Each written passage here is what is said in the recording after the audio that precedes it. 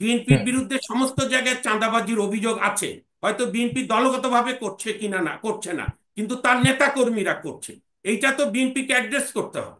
বাংলাদেশের এখন সবচেয়ে বড় রাজনৈতিক দল বিএনপির যে নেতা কর্মীরা তাদের সর্বোচ্চ নেতার কথাও অনুধাবন করে চলছে না, তার প্রমাণ তো আমার জানা মতে অসংখ্য নেতা কর্মীকে বিএনপি শোকজ করেছে নানা সময়, সাসপেন্ড, স্থায়ী বহিষ্কার বা অস্থায়ী বহিষ্কার বা পদ পদবি থেকে নামিয়ে দেওয়া, নানা ধরনের কার্যক্রম করছে। হচ্ছে নেশাটা কিন্তু প্রতিদিনই হ্যাঁ হচ্ছে। কিন্তু হ্যাঁ কিন্তু ফ্যাক্ট তো এইটা যে কন্ট্রোল করা যাচ্ছে না।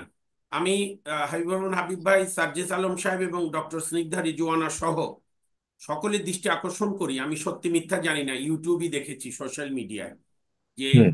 কেরানীগঞ্জের কালিন্দী ইউনিয়ন আওয়ামী লীগের প্রেসিডেন্ট এলাকার, ওই কালিন্দী ইউনিয়নের কেরানীগঞ্জের মালিক সমিতির, দোকান মালিক সমিতির কাছে বলছে যে আপনারা আমাদের বিএনপি অফিসের জন্য একটা টিভি দেন। তো দোকানদারটাও বেশ সাহসী, সে বলছে যে কেন আমি টিভি দেবো, বড় যদি কোনো সাহায্য লাগে অল্প স্বল্প যা পারি, আমরা গরিব মানুষ, ব্যবসা নাই, আমরা কিছু টাকা দিলাম, আগে তো এগুলো দেইনি। তো এটা একটা মানে খুব বেদনার আবার মজারও।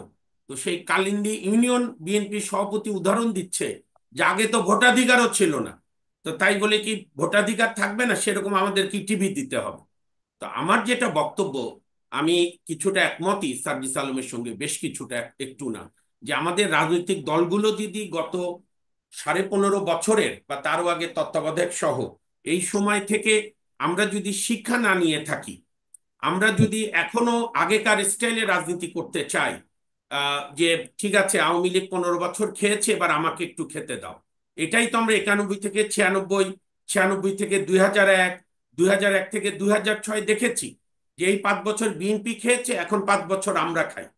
আপনি আমাদের অর্থনৈতিক ফিনান্সিয়াল অফেন্সের, ফিনান্সিয়াল করাপশন, ব্যাংকিং সেক্টর ধ্বংস করা, শেয়ার বাজার ধ্বংস করা, এগুলোর যে অন্যতম খলনায়ক, সে না হয় ওই গ্রেপ্তার আছে, কিন্তু দাড়ি টুপি ছাড়াও অনেক ছোট ছোট দরবেশ বাবা তো দাঁড়িয়ে গেছে, যারা শেয়ার বাজার, ব্যাংক, বিভিন্ন প্রতিষ্ঠানে তদারকি করার নামে অনেক টাকা পয়সা ইনকাম করছে। কাজী হুম। আপনি তো অন্ধ হলেই প্রলয় বন্ধ থাকে না, কিংবা উট পাখির মতো বালুতে মুখ গুজে তো আপনি সমস্যার সমাধান করতে পারবেন না, আপনাকে হুম। এগুলো ফেস করতে হবে। এবং আমি যেটা আমার দিক থেকে মনে করি, আমি, আমার পূর্বসূরীরা 72-এ স্বপ্ন পূরণে ব্যর্থ হয়েছিল, আমরা হুম। 91 সালে স্বপ্ন পূরণে আমরা বিভিন্ন রাজনৈতিক দলের কারণে ব্যর্থ হয়েছি।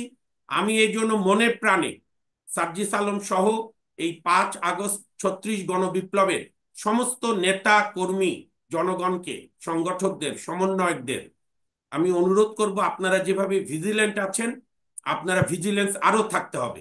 হাবিব ভাই শুনছে কিনা, হাবিব ভাইরা যদি 90-এর 6 ডিসেম্বর পরেই সমস্ত দায় দায়িত্ব রাজনৈতিক দলগুলোর উপর ছেড়ে না দিয়ে ওই সর্বদলীয় ছাত্র ঐক্যের টিম আরো কিছুদিন অ্যাক্টিভ রাখতো, তাহলে হয়তো আজকে বাংলাদেশের ইতিহাস এত নির্মম করুণ হতো না। তো যে কারণে আমি মনে করি যে হ্যাঁ, অভিযোগ আসবে, অভিযোগের উত্তরও সার্জিস দিয়েছেন, কাজ করলে ঠিক। সমালোচনা হবে, কিন্তু আমি এখনো মনে প্রাণে বিশ্বাস করি, আমার কাছে কোনো খবর নাই যে আমাদের ছেলে মেয়ে বা ছোট ভাই বোনেরা এই ধরনের কোনো কার্যক্রম করছে, এটা আওয়ামী অপপ্রচারের চক্রান্ত। কিন্তু হুম। যে বিষয়টি আমার বলা দরকার, যে জি। আমি একটা বক্তব্যের সঙ্গে খুবই একমত, যে আমরা কিন্তু নিজেরাও বদলাইনি। আমাদের অন্তত বিচার অঙ্গনে আমি দেখেছি 95% তো বিএনপির নেতা কর্মীরা অ্যাপয়েন্টমেন্ট পেয়ে গেছে। জি। ঢাকা ঢাকা বারে একজন, অন্য একজন পিপি কে নিয়োগ হয়েছিল দেখে তাকে অফিস করতে দেয়নি, তারপরে তো বিএনপি পন্থী একজন আইনজীবী পিপি হয়েছে।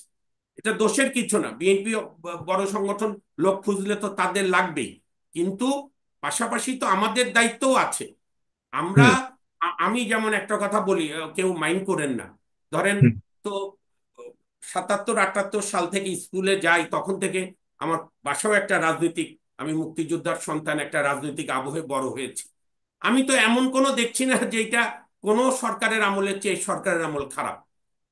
আমি হুম। বলছি না যে এই সরকারের আমলে বেহেস্ত হয়েছে, কিন্তু কোন জি। রাজনৈতিক সরকারের চাইতে খারাপ তো এখন চলছে না।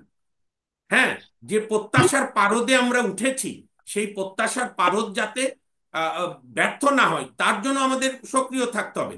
আমি তো আহ্বান জানাবো সমস্ত রাজনৈতিক দল, শুধু রোড ম্যাপ না, এই যে সংস্কার কমিশনগুলো যে রিপোর্ট দেবে, সেই রিপোর্টের আলোকে মুক্ত আলোচনা।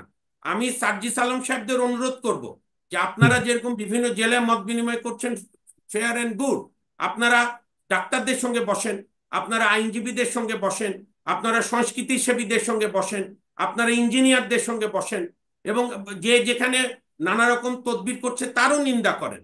আমি এটা আপনার সঙ্গে আছি, কারণ আমাদের সবারই স্বপ্ন।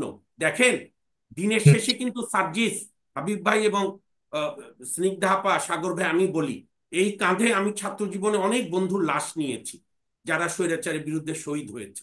আজ দেখেন, সেদিন আমার এক বন্ধু, আমি আর নাম বলছি না, হঠাৎ বলল, মামুন তোর মনে আছে এই দিন এই ছাত্রনেতা রিমু মারা গিয়েছিল আমাদের রাজশাহী বিশ্ববিদ্যালয়ে মৌলবাদী সংগঠনের হাতে। তার মা বিএনপি করতেন, ও ছাত্র মৈত্রী করতেন। আমার বুকে ধুক করে উঠছে, কারণ আমরা খুবই ক্লোজ বন্ধু ছিলাম। তো আমরা রিমুর কথা ভুলে গিয়েছি। এখন যত তাড়াতাড়ি আমাদের এই শহীদদের কথা মনে আছে, এটা কিন্তু হিউম্যান বেসিক ইনস্টিংক্ট। দিন যত যাবে জীবন এগিয়ে যায়। ধরেন, ওই যে নাজিম হিকমতের কথায়, এই বিংশ শতাব্দীর যুগে শোকের আয়ু মাত্র 6 মাস। তো সুতরাং এই শোককে শক্তিতে পরিণত করে, বা এই শহীদদের আত্মত্যাগ, বা ধরেন 25,000 ছেলে মেয়ের আত্মত্যাগ, চোখ চোখ হারানো, পা হারানো, এইটার একটা মাত্র প্রতিদান হচ্ছে রাষ্ট্রটাকে একটা সঠিক জায়গায় পৌঁছেই দেওয়া। ক্ষমতায় তো এছাড়া আর কোনো নির্বাচনে তো সুযোগ নাই। যারা আসবে আসবেই। এবং আমি আমি আবারও বলি, আমার কথায় কেউ কষ্ট পেলেও আমার করার নেই, আমি গত 53 বছরে যা দেখেছি, বাংলাদেশে শুধুমাত্র একটি দুইটি দলের রাজনৈতিক শক্তি থাকলে এখানে গণতান্ত্রিক প্রতিষ্ঠান দাঁড়াবে না। এটি হচ্ছে নির্মম সত্য। এখানে একটি শক্তিশালী বিরোধী দলও দরকার। আমি একটা উদাহরণ দিয়ে আপনাদের বলি। জি জি। আহমেদ সফা, আমি শেষ করছি, আহমেদ সফা একটা বইতে লিখেছিলেন যে, আপনারা সবাই জানেন আমাদের জাতীয় অধ্যাপক ডক্টর আব্দুর রাজ্জাক, সার্জিসও নিশ্চয়ই ওনার বইটই পড়েছেন, হাবিব ভাই, স্নিগ্ধাপা তো পড়েছেনই। তো ডক্টর আব্দুর রাজ্জাক 73-এর নির্বাচনের আগে শেখ মুজিবুর রহমানের 32 নম্বরের বাসায় গিয়ে বলল, মুজিব ভাই, ভাবিকে বলেন আমাকে কিছু টাকা দিতে, আমি টাকা লাগবে 20,000। আপনারা জানেন, এর সবাই আমরা জানি যে ব্যক্তিগত রাজনৈতিকভাবে যাই হোক, ব্যক্তিগতভাবে শেখ মুজিবের বাড়িতে সবার আসা যাওয়া ছিল, তার কট্টর বিরোধী নেতারাও মাঝরাতে যেত। তো বলছে, তুই টাকা নিয়ে কি করবি? তো বলে, একটা বিরোধী দল করতে হবে, বিরোধী দল না করলে তো আপনি গণতন্ত্র চালাতে পারবেন না। জবাবে শেখ মুজিব বলেছে, না না, এরা 2-3% বেশি ভোট পাবে না, 400-400 যা আছে। ওইখানে ডক্টর আব্দুর রাজ্জাকের খেদোক্তি হচ্ছে, মুজিব ভাই শুধু দলীয় নেতা রয়ে গেলেন, স্টেটসম্যান হতে পারলেন না।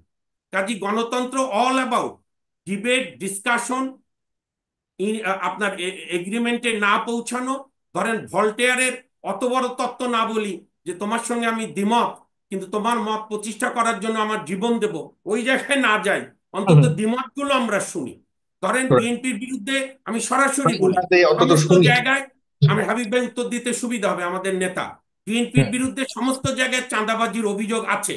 হয়তো বিএনপি দলগতভাবে করছে কিনা, না করছে না, কিন্তু তার নেতা কর্মীরা করছে। এইটা তো বিএনপিকে অ্যাড্রেস করতে হবে। এবং সেই কারণেই আমি মনে করি, তার সঙ্গে সংস্কার বা নির্বাচনের আমি কোনো সম্পর্ক বলছি না, আমরা রাজনৈতিক দলগুলো তো শিক্ষা গ্রহণ করছি না। সেই জন্যই আমি মনে করি, এইটা মুক্তিযুদ্ধের সময় খন্দকার মুস্তাক একটা চক্রান্ত করেছিল, মুজিব ভাইয়ের মুক্তি আগে না স্বাধীনতা আগে, তাজউদ্দিন বলেছিল দুইটাই একসঙ্গে। সেরকম আমিও বলি, সংস্কার নির্বাচন দুইটাই একসঙ্গে, সংস্কার নির্বাচনের পূর্ব শর্ত। ধন্যবাদ।